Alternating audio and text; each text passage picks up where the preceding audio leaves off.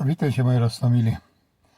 Przyglądając się temu, co się dzieje w Rzeczpospolitej, muszę padać, co tak richtig żadnych z kandydatów nie chce być kandydatem państwa, które się nazywa Rzeczpospolita, czyli Rzecz od wszystkich. I no każdy chce z nich być prezydentem Polski. Jeden kaj by nie przyszło, wszędzie woło, że jest Polska. No ja nie wiem, czy Wielko, czy Małopolska, czy państwo polskie etniczne, czy też Rzeczpospolita Polska, tak jakby to się należało, jak to jest zapisane w Konstytucji. Bez to muszę padać tak.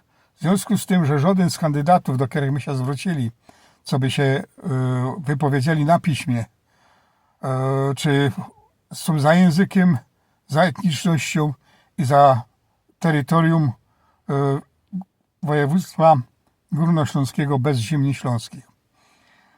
I bez to nie będę nikogo rekomendował pozytywnie, więc każdy niech se tam weluje wedle siebie. Powiem mi no tak, że ci z tak zwanej prawej strony i tak łże prawicy, jak i ty z prawicy są przeciwni nam, czyli Braun werbalnie powiedział, że mono skajś i że nie ma czegoś takiego jak język śląski, jak ślązoki. Nawrocki na ten temat nic nie opowiedział, ale jak się go spytali, to odzywał się, tu jest Polska. Tu nie ma Polski, tu jest Śląsk, który wchodzi w skład Rzeczypospolitej Polski. Bez to nie rekomenduję żadnego z nich.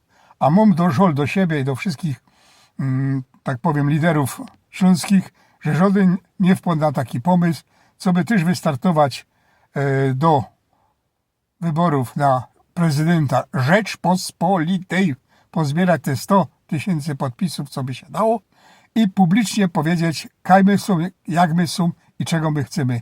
Wtedy by wszystkie media musiały na ten temat powiedzieć. A tak, zaś my są, no nie powiem kaj. No to do już zaś, niech wam się darzy tak, nie? Albo jeszcze lepiej, z pombuczkiem.